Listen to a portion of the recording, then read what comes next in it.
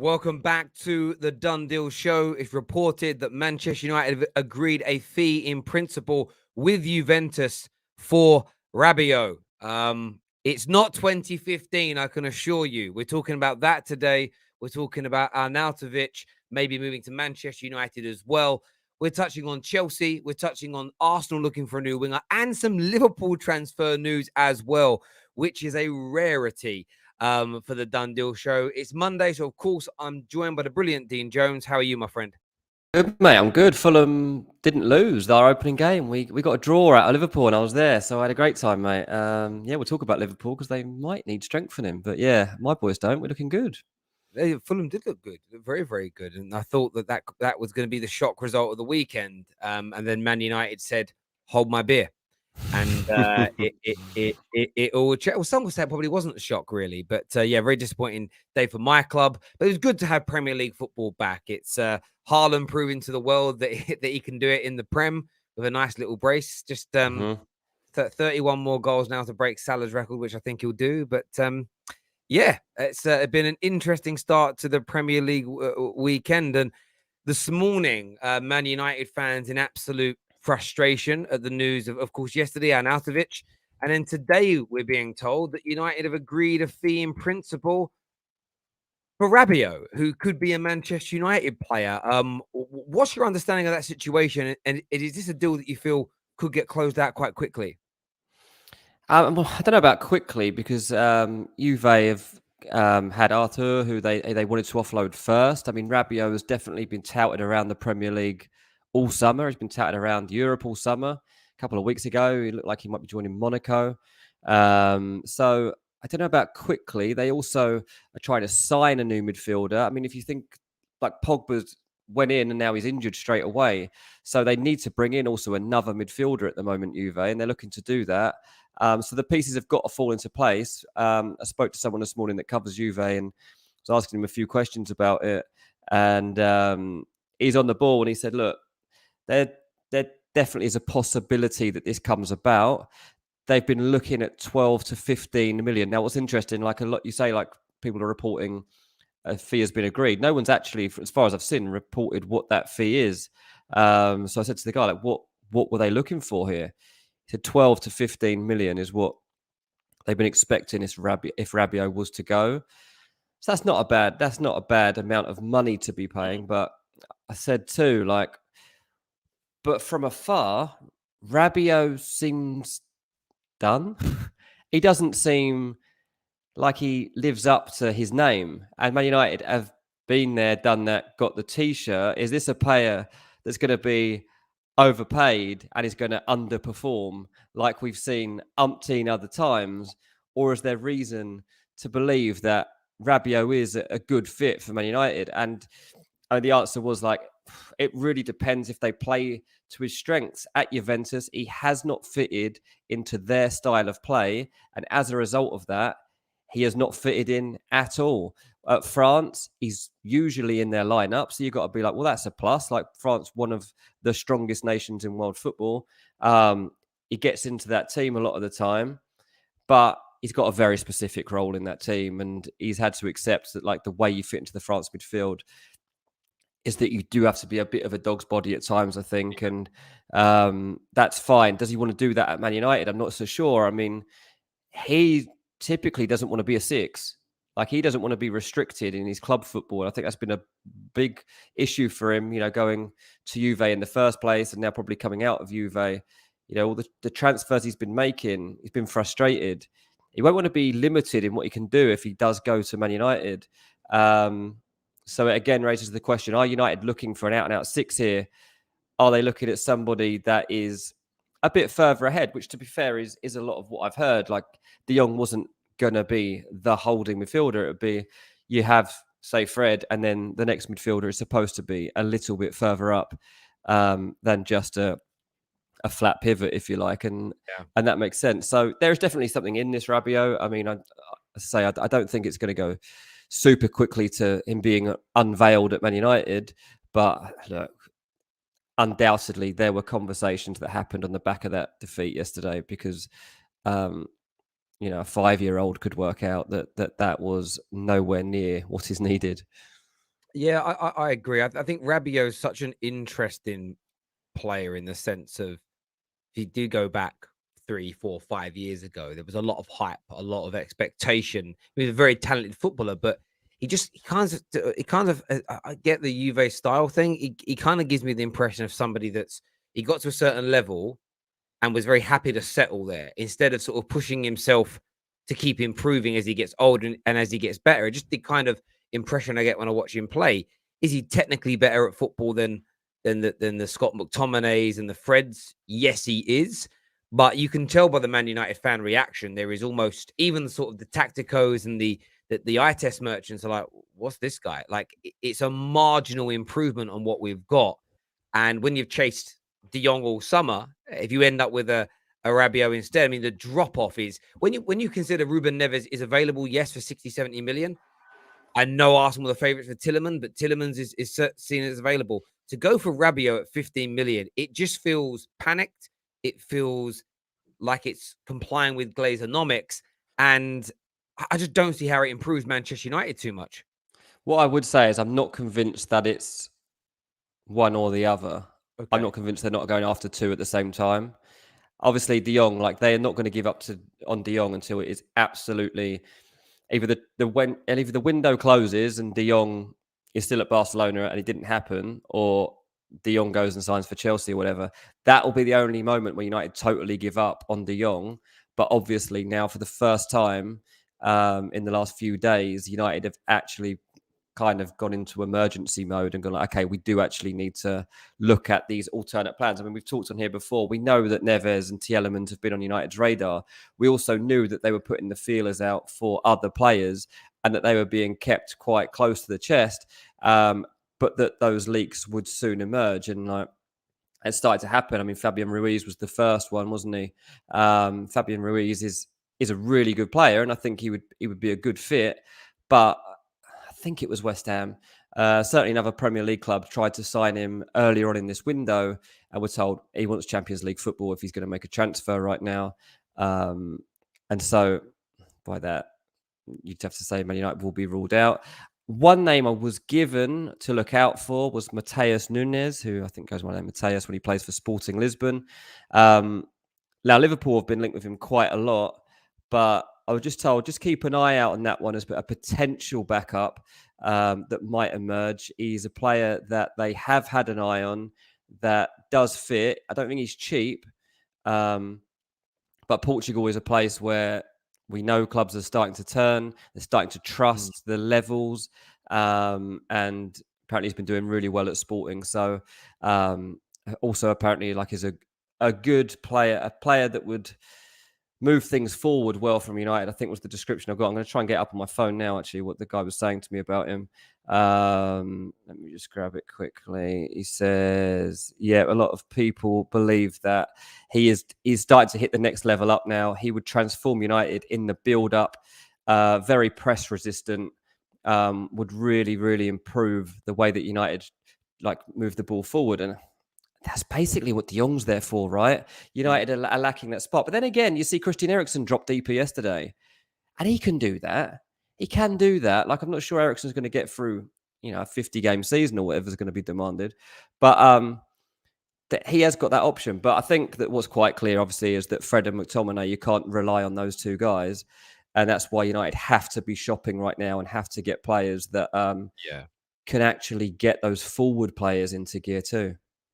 Yeah, I think with someone like Rabiot, I think if De Jong had already been landed, I know a lot of people are liking the idea of Mateus Nunes.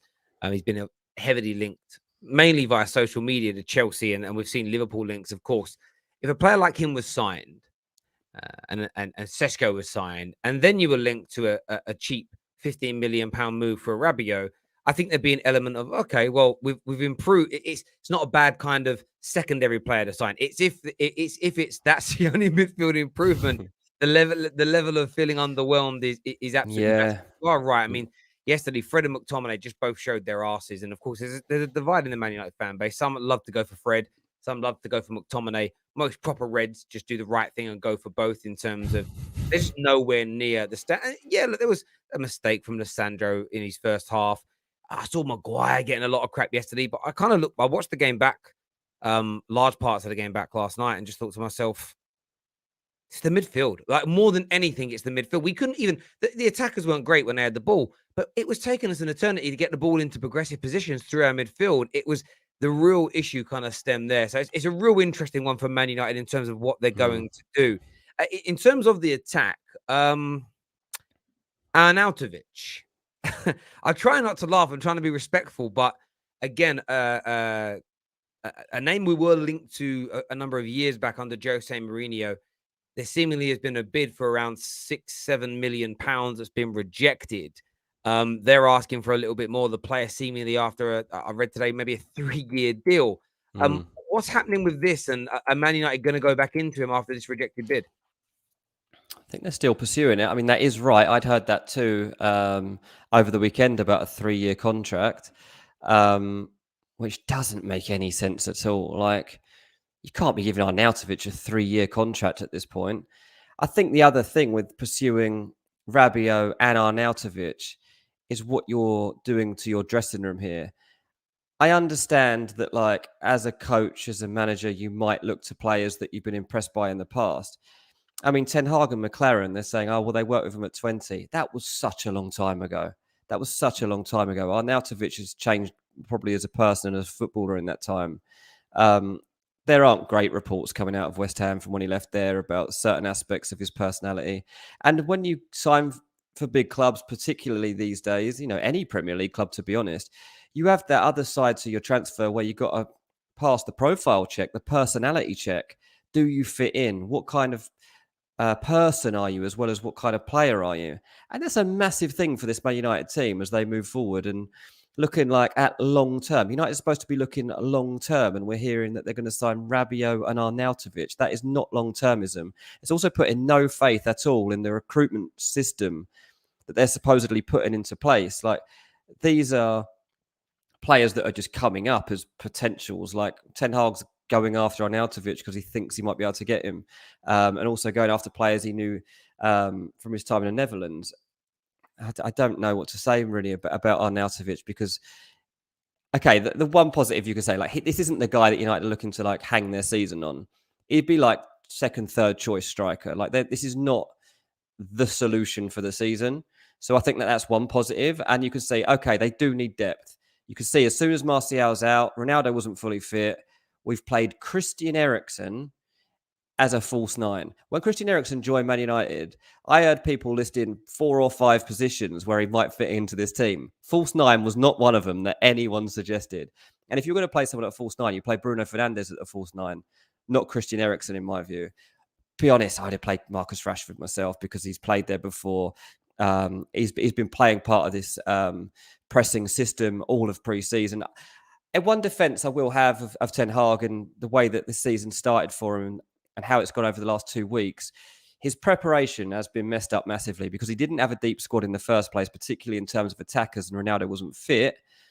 And he lost Jadon Sancho to illness in his last pre-season weekend. And then he loses Martial for the first weekend of the Premier League season. And all their pre-season had been built around Martial, Rashford and Sancho pressing from the front. And they were doing it pretty well. And they had an understanding between them in terms of movement and the way the ball was being moved around. So I do think we can't go too overboard because we haven't actually seen those 3 players playing together for quite a while now, considering, like, the season's only 1 week old and pre-season didn't last even that long. But obviously this isn't good enough, and Arnautović is not going to satisfy people like you who are, die-hard United fans who want some optimism, who want some hope, who are seeing the teams around them sign, Richarlison, sign Scamacca, sign Raheem Sterling, whoever it is. All the teams around Man United have signed top-level forwards. And Man United have failed to sign Anthony. They're being linked with a 19-year-old Austrian that is a good player, but let's be honest, nobody knows what he would do if he came in. And now Arnautović. It's not okay, really, is it? Well, it isn't. And I think for someone like me, I'm always an individual that will give a new group time. So I understand the position we're in. I understand where we want to get to. But you've got Myrtle and Fletcher and Richard Arnold. doing the business. And I've said all summer, I'm not gonna panic early on. I'm not going to get angry early on.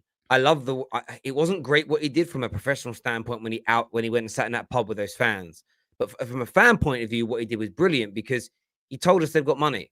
He said 100, 200 million is there to be spent. And you even look at Šeško as an example. They're talking about 55 million euros. Well, if he's been on the scouting list for as long as people say, if he's a player that you've been watching, the other names on the list of the attackers that United have been watching over the last couple of years include Haaland, Luis Diaz, Darwin Nunes, and this Benjamin Šeško. Well, you're not signing any. The other three will never ever be Man United players now because of who they've signed for. They're never playing for Man United. So why are you then dropping Šeško, who's also on that list, and going for Arnautović? I would be more comfortable with 40 million pounds being spent on an up and coming 19-year-old than 15 to 20 million, because I've read in the Manchester News, someone sent me a link, it's 15 million rising to 20. So almost half that being spent on a 33-year-old who you're putting on a 3-year deal. When you start looking at that, it makes absolutely no sense. And this is whether or not fans want to believe this is completely Ten Hag driven, or whether Ten Hag is already feeling the pinch of Glazeonomics, where they're saying, listen, we're going to keep trying for De Jong, but if we spend 40 million pounds on the striker, doesn't matter about De Jong. We won't have the money for him, and you're putting the manager between a rock and a hard place. But it isn't right. When you see Arsenal spending more money than Man United should be a red flag because they don't have as much money as Manchester United. You know, like even with Chelsea, they don't have the billionaire owner anymore. The money they're spending will be self-generated money. They're going to spend more. What Man United should be looking to do for this new manager is say, listen, we'll invest more this summer. There'll be less spent next year, but we'll spend more up front. We'll get you De Jong. We'll get you Šeško. We'll try and get you Anthony. If we can't get you Anthony, there's Gakpo, there's Pedro Neto. There are other attackers available that are technically gifted. Let's bring him in, those 5, maybe 6 players max this summer. We're halfway there. Let's get it done. Let's rejuvenate this squad. But instead, as you say, it's that backward step. And what message does it send to some of these youngsters? You've got someone like Jimmy Garner, brilliant year in the Championship, technically more proficient than Scott McTominay, barely kicked the ball in pre-season, didn't come on at the weekend, and you're going to go and sign some clapped out French lad who's 27 years of age. He's got a nightmare of a mother as an agent, and you're not going to give the young lad a chance.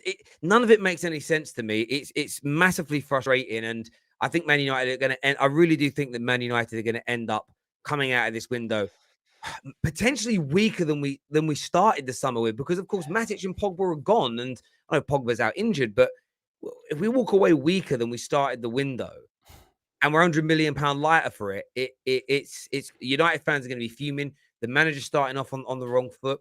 The confidence in the dressing room already looks poor. It makes it an even harder task because it doesn't feel like great times ahead at all for Man United. Yeah, no, it's all totally understandable. What I'd say is like there is no way this will be Man United squad at the end of the window. Like they won't allow it to be the case. If they have to panic buy, then I think we've reached the stage where they will panic buy. It might even be the case like with De Jong that they end up like paying those referred wages that we've talked about before, things like that, because they are in a moment when they've had the real life visualization of how badly things can go wrong and how quickly. They told Ten Hag they were going to back him, and this is where he's at after the first weekend of the season, losing 2-1 to Brighton. So I think as a coach, he will transform this team over the course of the season, and I still think like United will be at least in the top 6, because I think that as a coach he will get more out of them. And I also think that by the end of the transfer window, they will have 4 more players in that would have had not just depth, but actual be challenging that starting 11, because they simply have to. And I think that over the weekend, conversations have taken place that have made everybody realise that like it actually does need to be, turned around now. They have to go and sign these players. Yeah, 100%. There's actually a report that's just come out a few moments ago from Sky Italy stating that Man United will increase their offer for Marko Arnautović. Erik ten Hag 100% wants the player, and the player wants the move. Wow. If you'd have told me we're going to raid Serie A this summer for a striker and the midfielder, these two would not have been on the list. No, literally, that's it, isn't it? And you just, and that's again, you wonder about the scouting, because that's not scouting, is it? Signing Arnautović and Rabiot, that's signing, a leftover Juventus player. Juventus aren't even that good at the moment. This is the other problem.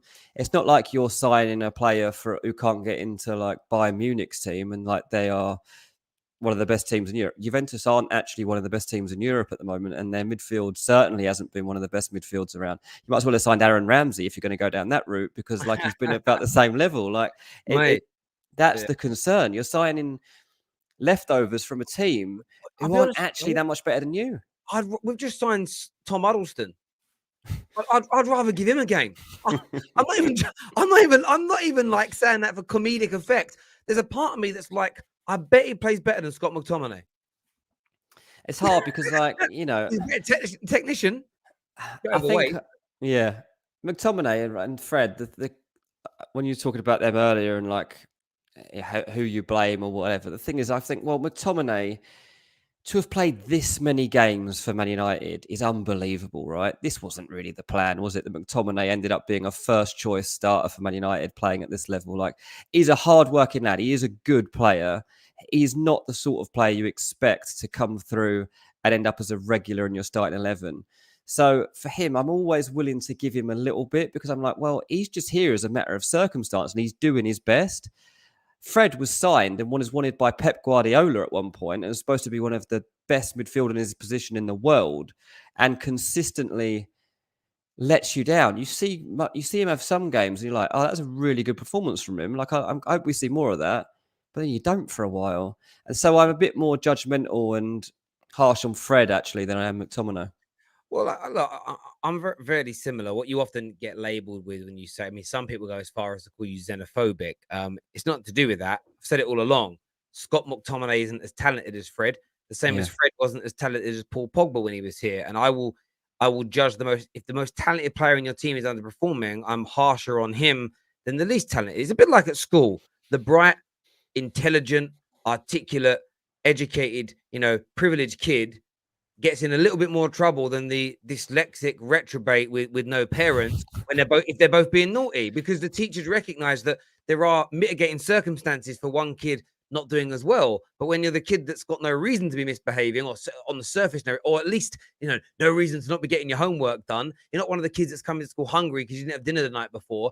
They're always a little bit harsher on you. And I had a family member that was a teacher that I remember listening to grown-ups talk when I was younger, and it stuck with me from being a kid. And it's how I assess most things.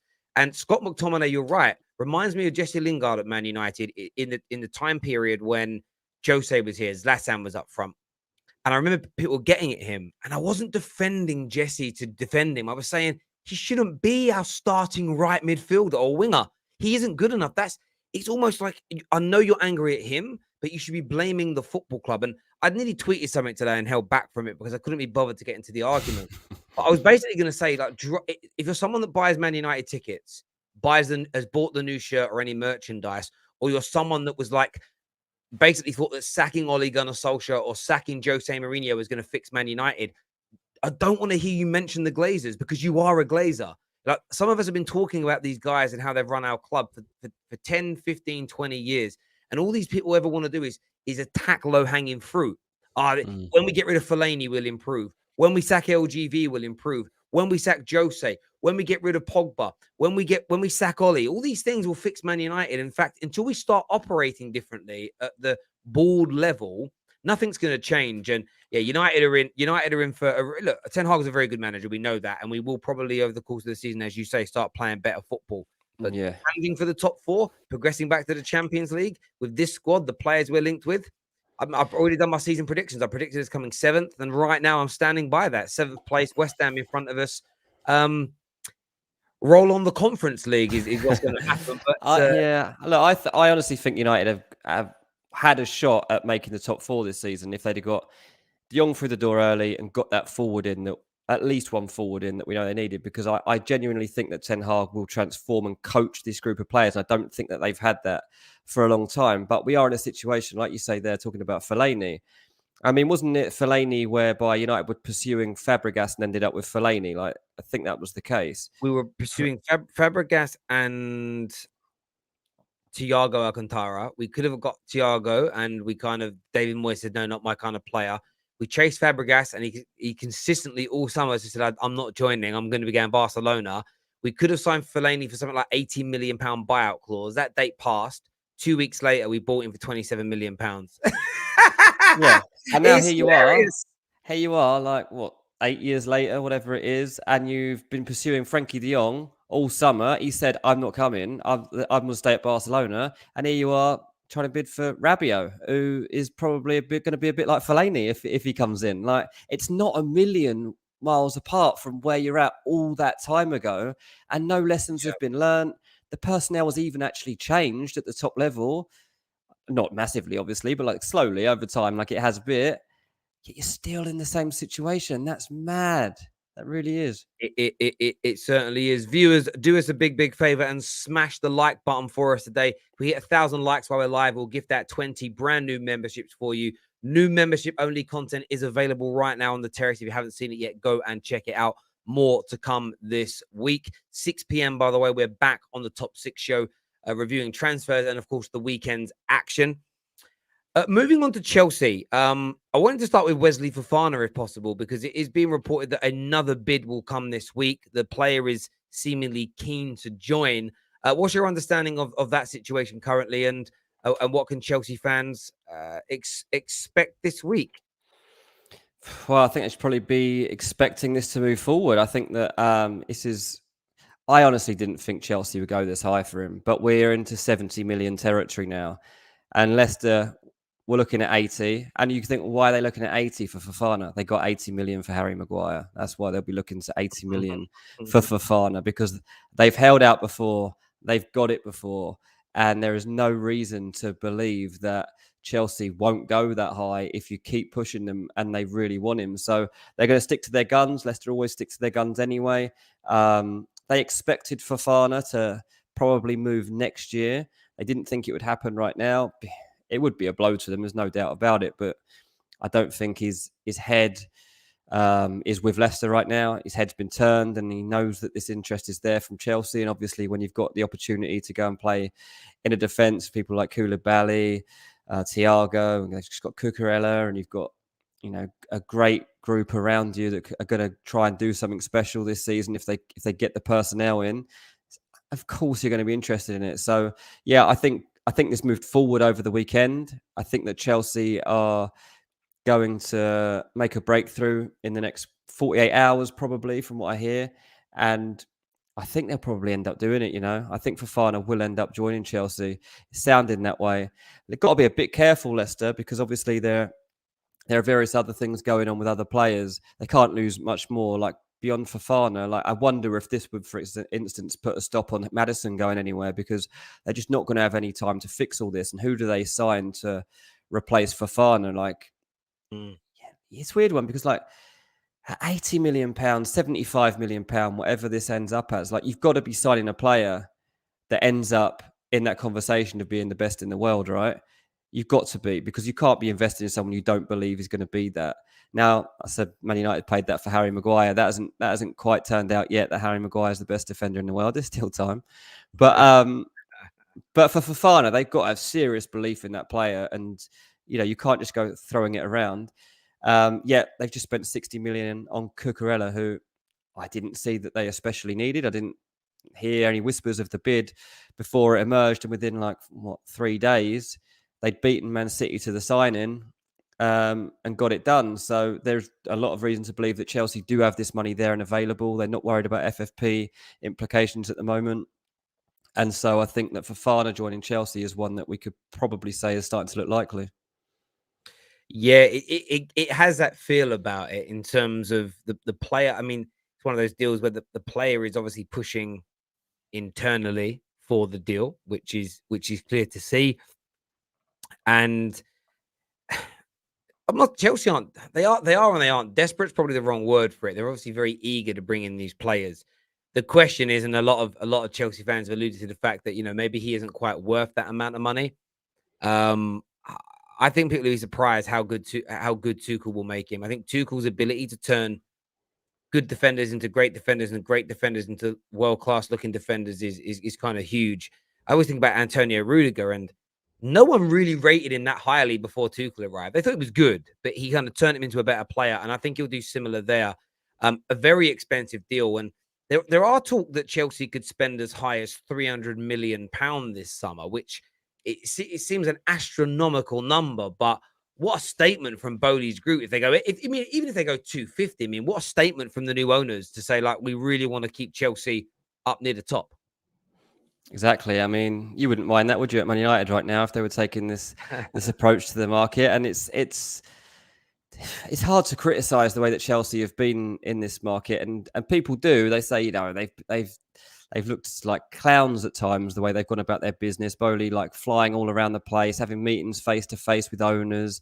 He was trying to show people who he was. He was trying to show people that Chelsea was serious, and he was just trying to get an understanding, I think, of like how football works in this country and in Europe.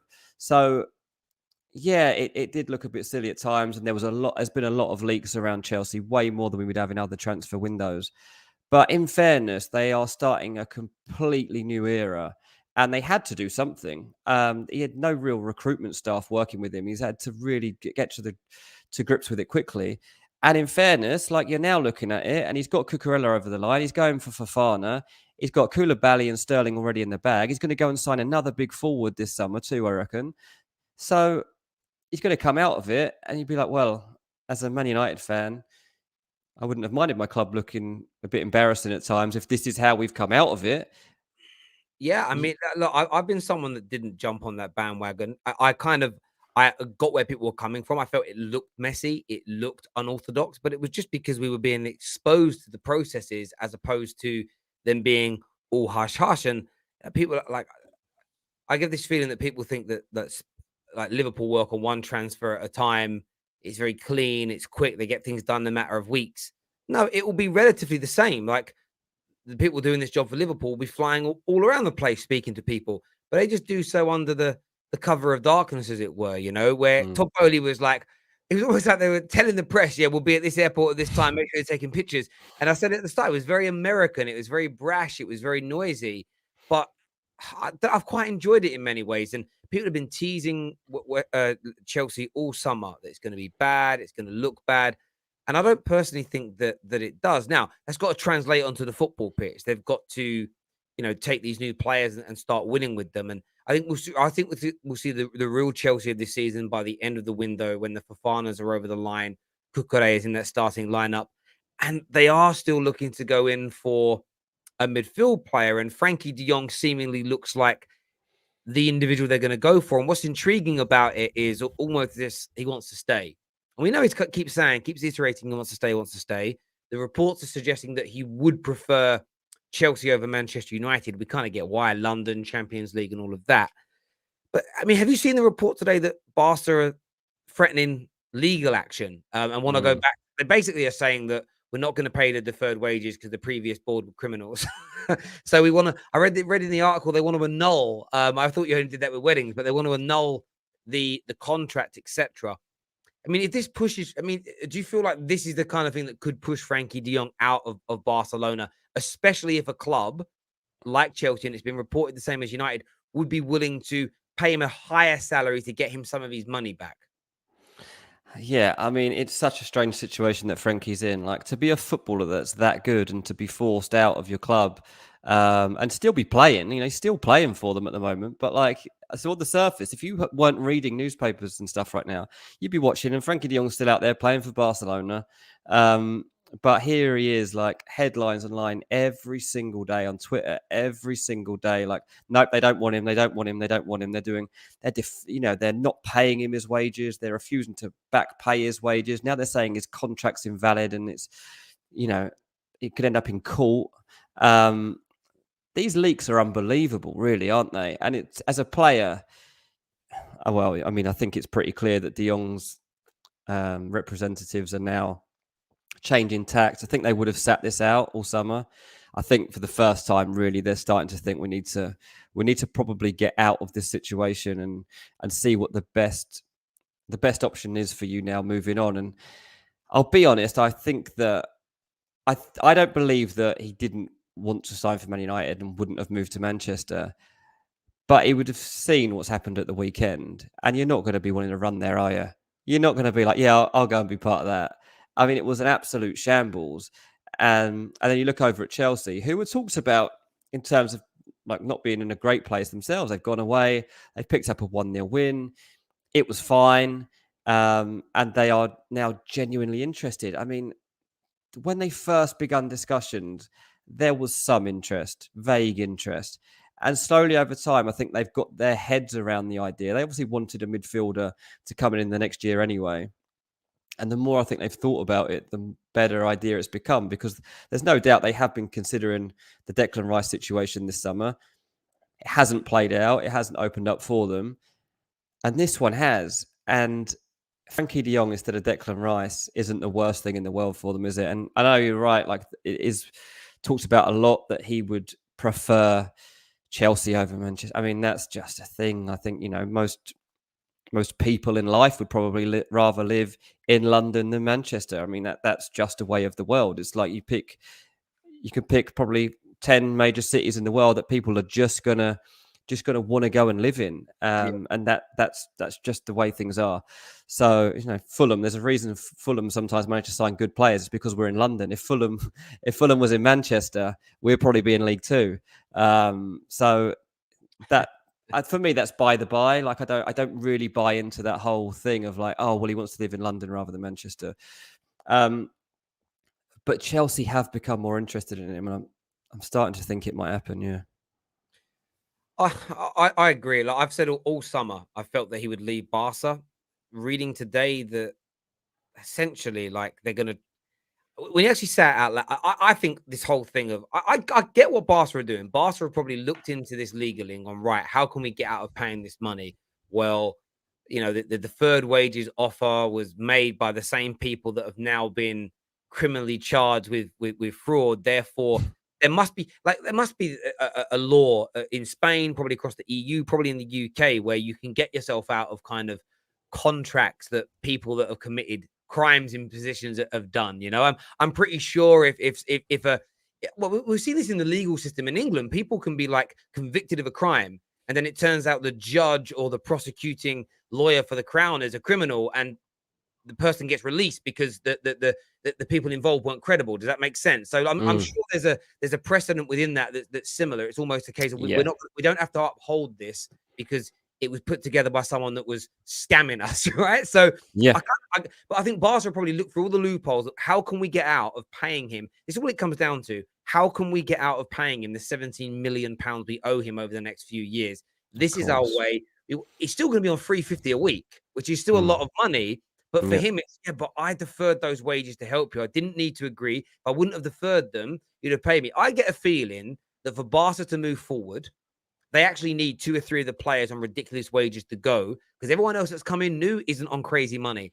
And I've always felt they would force him out in one way, shape, or form. When 6 weeks ago, when they were saying the headlines were, he won't take a pay cut but doesn't want to leave, my question to the journalists were, but what will happen then?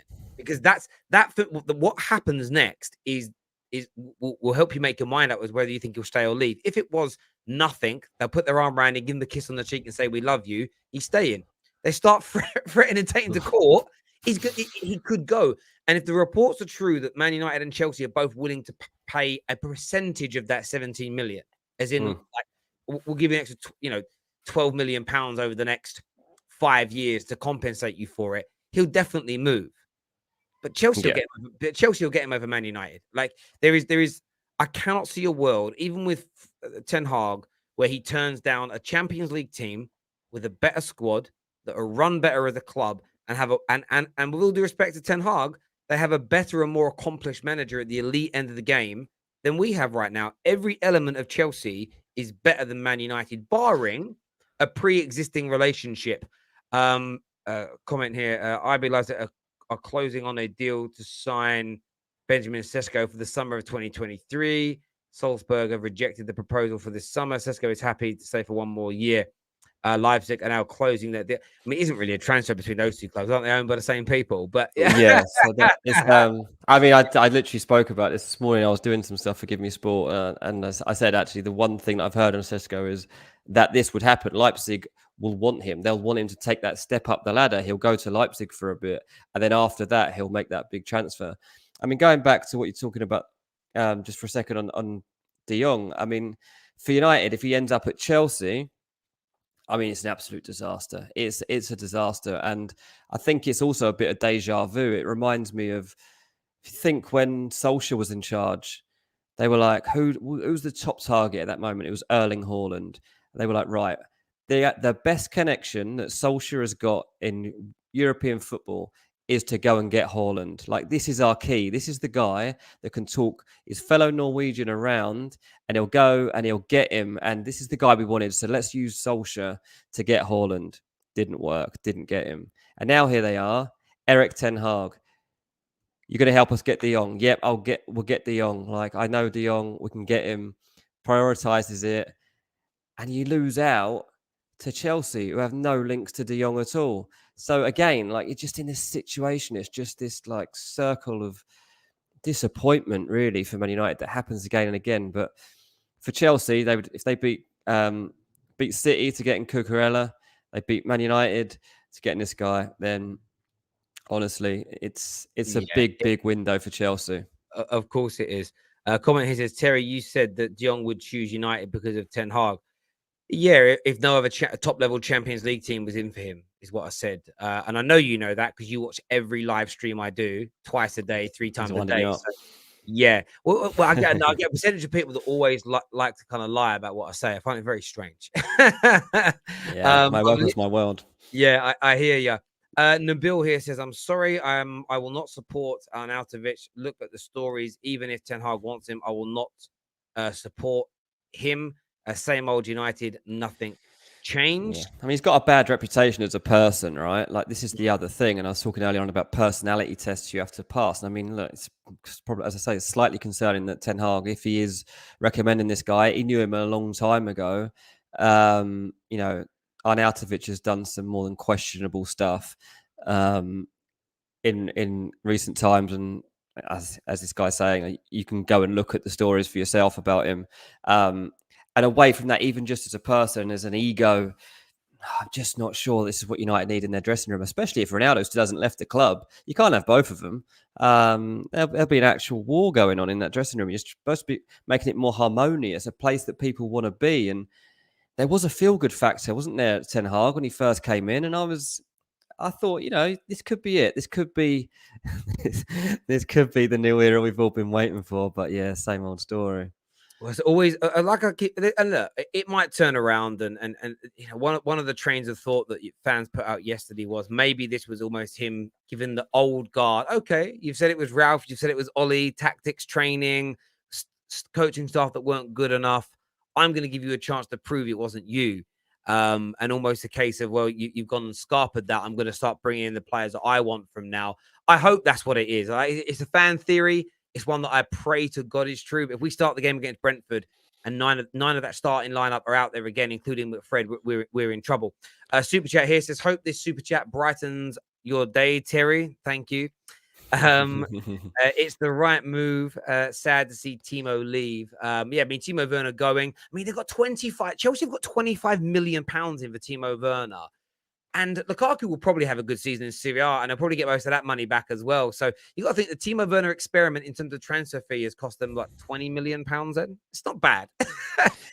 Yeah, I mean, yeah, it's been a letdown. Like, there's no doubt about that. But Timo Werner, when he came in, he had the potential to take off. I think there are times when it's hard to predict how players make the step up, and I think that Bundesliga is one place where I struggle to see, you know, unless you're like Lewandowski, how things would go for you coming into the Premier League. I actually would say similar for the Eredivisie, to be honest, and that's one of my further concerns about Ten Hag trying to get, say, Cody Gakpo, for example, like is a backup for Anthony. Like Cody Gakpo, I think United might still go for in this window. I still think that's a bit of a gamble. I think that if you were that desperate for a forward, you just go and get Hakim Ziyech. If you want a Dutch forward, at least someone who's had time to get used to life in the Premier League and is actually available right now. So yeah, look, I think the best thing about all this is that there's some surprising turns taken about after the first weekend, and there's like 2 or 3 weeks left of the transfer window, and it started to look like things were slowing down. Not at all. No, like, yeah, on fire. I mean, and I said before the weekend, so as soon as the weekend kicks off, It's when teams really see what holes they've got. Being an extra week and a half of the transfer window remaining because the league started sooner makes it all the more exciting. Keeping it in London, though, and speaking about Arsenal, you mentioned, obviously, Gakpo, Neto, both potential signings for Arsenal Football Club, I believe, or both names that are kind of going around the ether. What's the latest there with Arsenal in their pursuit of another winger? Yeah, well, this is it. I mean, Moussa Diaby was a name that cropped up this week from Bayer Leverkusen. They just don't want to lose him. And, like, obviously, Newcastle have been knocking on this door for 2 months, basically, now. And it wasn't even really a case of money at this point. It was that Leverkusen are so desperate to keep together the group that they've got for this season. And pretty much the entire team is up for it, that they're going to give it a crack together. So I think Moussa Diaby is almost ungettable. If you pay stupid money, then you might be able to get it happen. Don't think Arsenal will do that. So you're starting to look at alternates again, and go back to the fact they tried to sign Rafinha means they are on the lookout. And as reiterated to me at the end of last week, like, Arsenal will try to sign at least 2 players, outfield players, before the end of the window, and that's because they want to keep up the momentum that they've built coming into this season. Getting that first win was massive for them to make sure that it wasn't a complete waste of time, like building up these good vibes within the squad. Like, they continued it, and now they want to really kick on with it.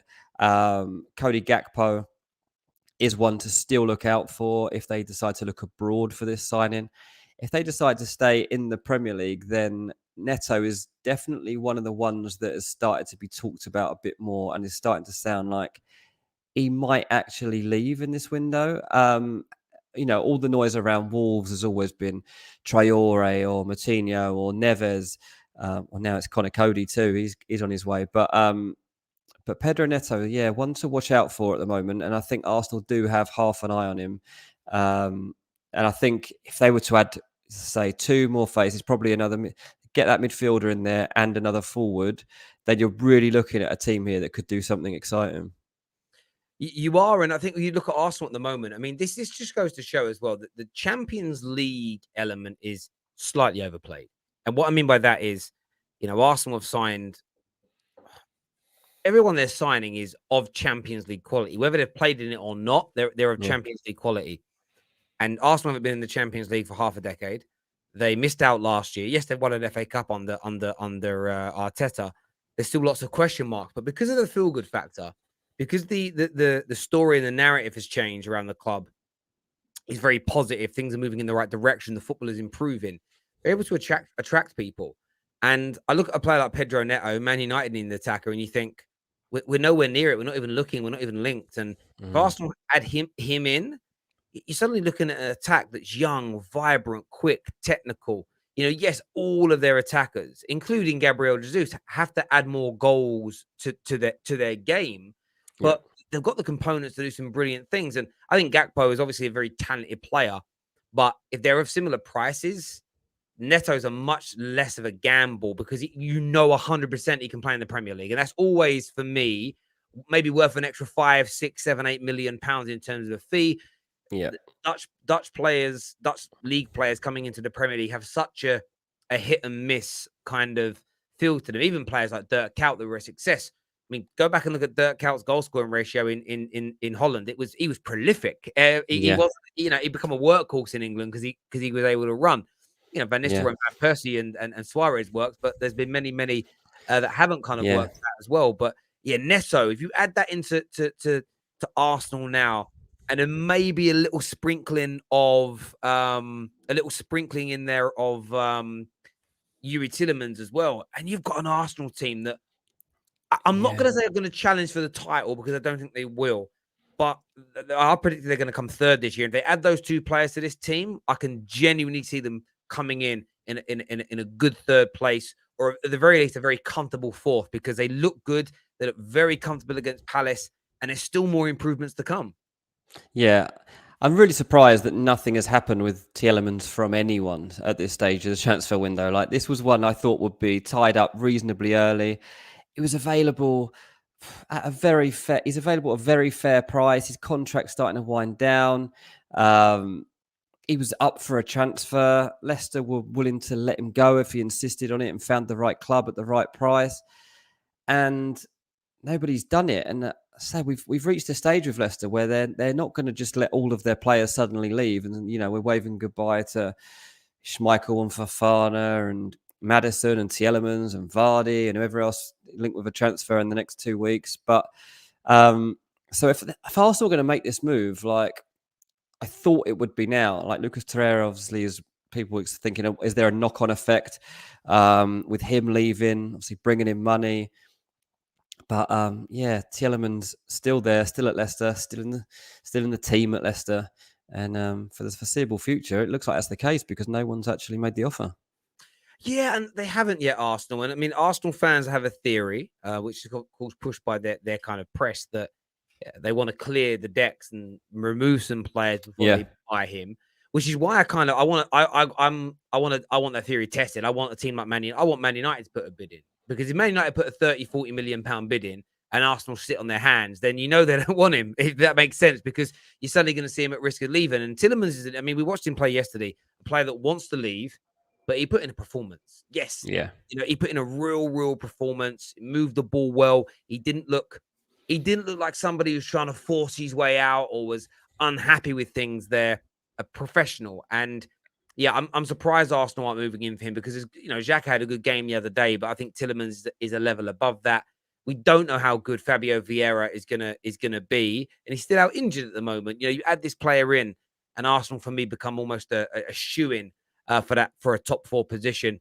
But we will see. There was another comment that came through. What did it say here? I'll come to that at the end, my friend. No problem. What with Liverpool? Because obviously Liverpool's transfer news is always pretty quiet.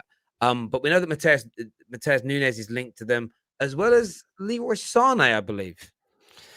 Yeah, I mean, I think Liverpool really didn't look like they needed a lot coming into this season. They don't typically like to have much of an overhaul. They very much trust the vision, trust the instincts of this team that they've built, and they have gradually strengthened so that they've got pieces to come in. Obviously, Harvey Elliott been in around it all for a while now, and they're trying to merge him into the squad. They got Fabio Carvalho, but then you watch that game against Fulham.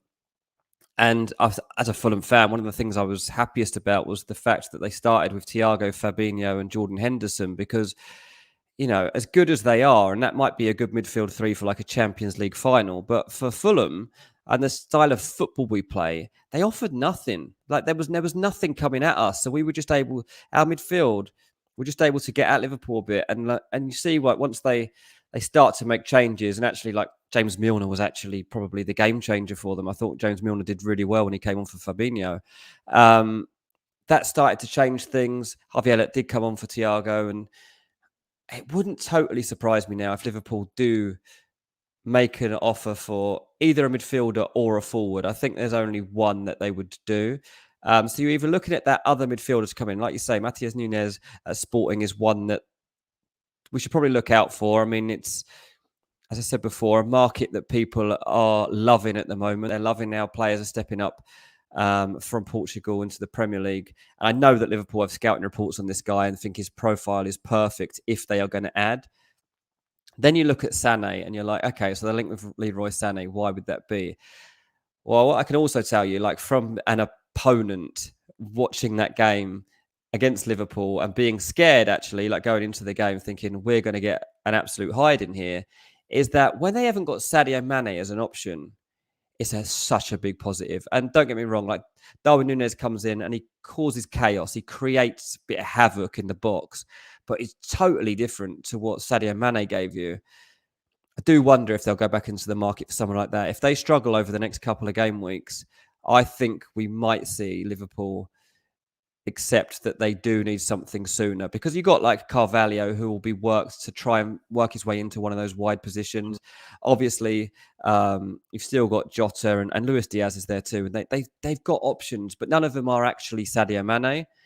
So it wouldn't surprise me if we saw an experienced Premier League player come in if Liverpool do decide to add. Like you say, like we really didn't expect to be having this conversation.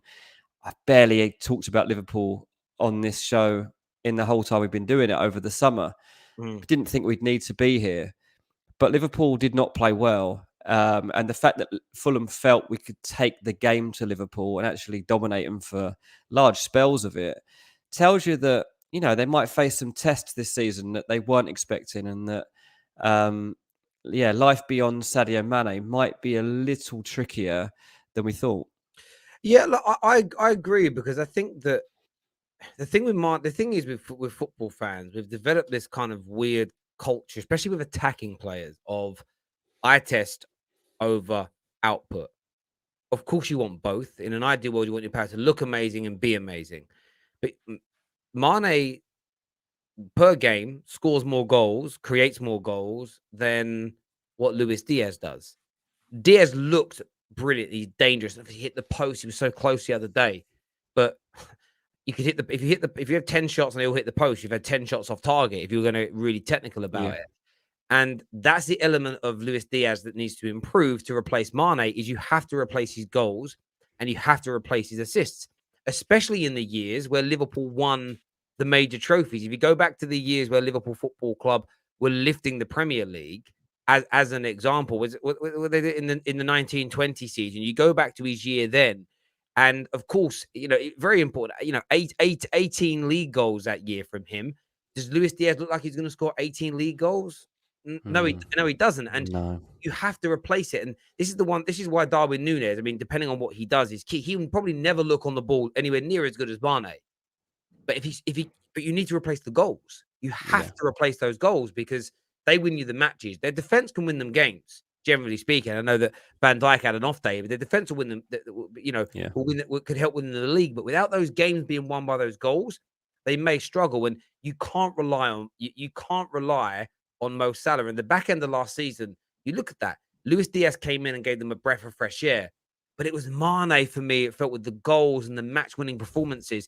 Because Mo Salah fell off the boil at the end of last season. If Mo Salah has a bad 4 months this year and no one steps into Mane's shoes, they can't win anything. And they're still going to be in the top two. They're still going to be very competitive. They're still going to go far in the competitions. But that's not where Liverpool are when it comes to judging themselves anymore. This isn't 2000. This isn't Roy Hodgson's era. This isn't even Brendan Rodgers' era. This is the new space where they're in the top 2, top 3 teams in the world on a consistent basis, and only winning the league and only winning the Champions League is successful for them. And that's going to be the interesting one. And maybe it isn't an attacker that they need to come in. Maybe Luis Diaz and Darwin Nunes between them will cover those goals. But then it's that creativity that comes with it, And I think midfield, you saw that at the weekend, bringing on James Milner and then bringing on young kids. I get that Harvey Elliott, and I know that Carvalho, you mentioned, is very talented. But you can't rely on them filling that void. If they can go out and get someone like a Nunes, whose name has been mentioned, we know they heavily want Jude Bellingham, and that would be next year. They can go and add a bit more star quality to this team this summer and not do it. I mean, if they'd have had, again, I look back at Luis Diaz, who, by the way, has been very good for them. If he'd have joined last summer, they probably would have won the league, because that extra player a little bit earlier. So it's going to be very interesting to see what Liverpool do and the kind of direction that they go in. Comment here says no more than 17 players in a Premier League squad can be non-homegrown. Arsenal have got 17. Deals like Tielemans will depend on players leaving the club. Okay, so no more than 17 players in a. Yeah, but how many of those are in? Aren't some of those players in Arsenal's squad still under a certain age where they don't need to be ready? Because I swear, when you're a certain age, you don't need to be registered. Count. I'd have to look at it, but fair enough if it's to do with homegrown. I think that's part of it there. Yeah, that is. You mentioned it when we were talking about it. Like, Arsenal are looking to get rid of people before they make signings, but Tielemans has been on their radar now for 2 months. Like, it doesn't take 2 months to offload players. Like, they've had enough interest in players that they could have moved them on by now. So we'll see. We'll see whether the Tielemans thing comes through. Absolutely. Are Chelsea looking at any attackers we are lacking? Is what Bav is asking there. Oh yeah, they are looking at attackers, and I think it will be an area of real focus once the Fofana situation is cleared up. I'm going to get up a message while I'm talking here, because I was checking out the Aubameyang situation today, because Chelsea keep being linked with Aubameyang, obviously at Barcelona at the moment, and you think to yourself at surface level, like, okay, what are the pros and cons of Aubameyang? You think of the way that his Arsenal time ended and all the negative headlines that were around Aubameyang, and his, his behaviour wasn't great. He was, late for meetings and whatever else, and then he also was left out of the team because he didn't fit in and he wanted out. But what you would be getting, and this is what Chelsea want, is a proven Premier League goal scorer, and that's why they're making these explorations, if you like. I mean, obviously, we know Chelsea have had plenty of conversations with Barcelona throughout the summer. That's how the whole Frenkie de Jong has even come about in the first place. So, yeah, I asked someone actually this morning, said to just check out whether there was much in Aubameyang, and his response to me was that the feeling is that Barcelona do not want to sell him because they want two players for each position, and he's basically seen as Lewandowski's number two when it comes to goals in the team. So not necessarily a like-for-like player, but like if you're looking for someone to take his goals, then and Lewandowski's not playing, then you rely on Aubameyang. They're trying to get rid of Memphis Depay. We talk about him going to Juventus. In that context, he thinks that if Memphis was to be moved on, Aubameyang would stay.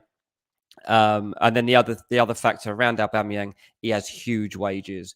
So he said that if they do end up keeping Frenkie de Jong, if they don't actually end up losing Frenkie de Jong, then maybe it means that they do have to get rid of Aubameyang to open up other avenues. So it's an interesting one because like there's been a few rumours around it, and I haven't seen too much substance to the Aubameyang and like why they want him or necessarily if they can get him. But it does seem like it could become viable. And I don't think that Chelsea would be exploring that if they hadn't been given some encouragement, if you like, to do so. I think that they must have had some inclination that this can be done for them to even start sniffing around Aubameyang, because on surface level, it seems like Aubameyang hasn't been there that long. He's at Barcelona.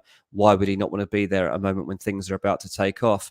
But yeah, Chelsea will continue to look. I mean, they were linked with Seshko too, and I didn't think they ever particularly expected to make that signing, but they won't start. They can't get out of this transfer window and not have added to that front line. Like Kai Havertz and Brozier can't be your two go-to guys. And I think that there's a lot of realism around that. And we've seen the intent that they've shown in the last week or so, and that's just going to continue.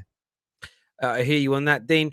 Comment here says Neto just signed a new deal this summer. I thought he signed it in March actually, but yeah, he says so unlikely he will leave. Gibbs White more likely to bring in funds, with Forest very interested. Yeah, look, I think Neto would be a hard deal, but money talks, and I don't think Wolves are. I kind of get this feeling with Wolves. There's a lot sold to these players when they joined. We're going to get into the Premier League. We're going to try and push into the Champions League. We're going to keep spending. Feels like the last couple of years, Wolves have gone a little bit stale in terms of that kind of approach. So, the right kind of money came in for Pedro Neto. He could go. Like, money speaks, and if I'm not saying they would bid as much as they were willing to pay for Rafinha, but if they put in a £50 million bid today, Arsenal, I think Wolves would accept it. I really, really do. So yeah, it'd be interesting to see what they decide to do. I mean, you look at Gibbs White. I mean, at the moment they're pricing him out of a move, so let's have to see whether they're more realistic about what his value is. And just go back to Chelsea for a second before I forget on the question about attackers and talking about Aubameyang. Wilfried Zaha is one to just keep an eye on, really, at this point. There is definite interest of the fact that Timo Werner is now agreed a move away from Chelsea opens the door basically for the replacement to come in. So they were already going to sign a forward, but now that position is actually wide open for somebody to come in. Wilfried Zaha is somebody they've definitely had an eye on.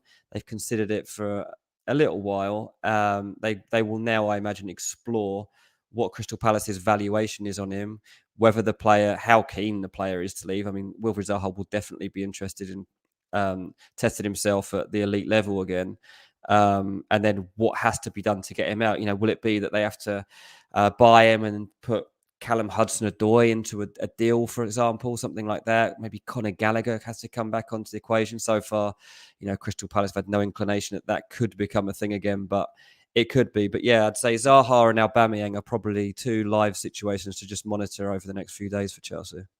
Interesting. Zaha, that big move might eventually happen. What's your thoughts on Rabiot links if this was not a panic buy, why we went after the 1st of March performance? Why would we have gone? Why would we gone if we would have won? I say like he's saying so. Would they have gone for Rabiot if they'd have won at the weekend? I think is the kind of gist of Yeah, that. first That match, I get. whatever, March. Yeah, maybe. I mean, look, one of the reports today said that United were talking to him last week. I think Fabrizio said that. I'd love to know who briefed Fabrizio. Fabrizio will never reveal that. Man United will say, "Oh, we've been talking to him for weeks. We've been looking for weeks. He's someone that's been on our list." It's whether or not you believe Man United on it. Because if he's on our list and we could sign him irrespective of getting De Jong, he'd have just bought him weeks ago. It's he's 15 million. Anyone you're buying now for cheap as chips deals, they are not your preferred choice. Equally, anyone you're going for now, when you bid for somebody else in a different position first, they're not your number one choice because you'd never bid for your second choice first. Yeah, It's I mean, it's weird. interesting. Right now, like it's funny. The Rabiot one it's obviously escalated massively since it was broken this morning. Was it the Athletic that did it first this morning? Yeah, I think so. Yeah.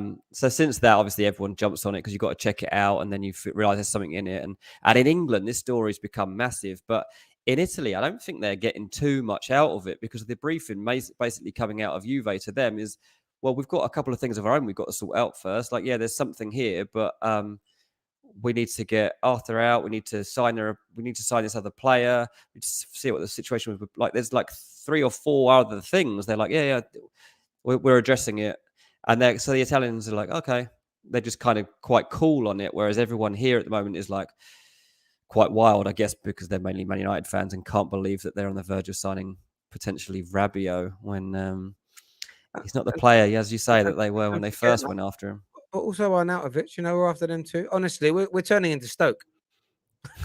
It's not ideal, is it? This isn't the overhaul that Ten Hag had in mind.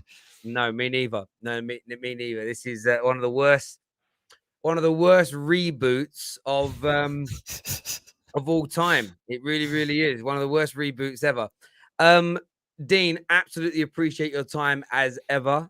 Viewers, please make sure you show your appreciation by smashing the like button and by subscribing. We're back for you at 6 p.m. for the top 6 show where we're reviewing the weekend's action. What a lineup we've got. Monstars on the show. Igao is here. Tottenham fan Jordan is here with us. Tom Little back in Liverpool. Myself, and there is one more person. I forgot who it is. I'm going to have to go back and have a look because I have forgotten. And who else? And Kaz, a Man United fan as well. So that should be a lot of fun. Jay here says, "Hi, Dean. Do you think Pochettino getting more backing from United board, as reported, suggested they already gave him Harry Kane around Feb?" Oh, basically, would Poch have been given more money than Ten Hag? Well, it would have been up to him to deliver. They'd have got Pochettino, and then he'd have been like, right, I can get us Harry Kane. And then they wouldn't have got Harry Kane, and Pochettino would have been exactly the same situation as Ten Hag, whereas be scrambling around for somebody that could do the job of Harry Kane, who's not Harry Kane, and that person doesn't exist. So I genuinely believe that like managers go in there and it's like anyone going into a job. You give it the big one, say what you could potentially do and what you could bring to that job. But of course, you can't always do it. Harry Kane would not have joined Man United in this situation. He just wouldn't. He's in a better place as it is right now. So I don't think that transfer would have happened. And I don't think that Pochettino necessarily would have been the right man as a result of that. If he definitely could have got Kane, then fine. But, Pochettino's... his reputation's not quite what it was when Man United were going after it. Now he's lost his job at PSG. It's not like other people are scrambling to get him at the moment, is it? Yeah, no, exactly. Absolutely not. Dean, absolute pleasure as always. Viewers, until next time, take care. Good.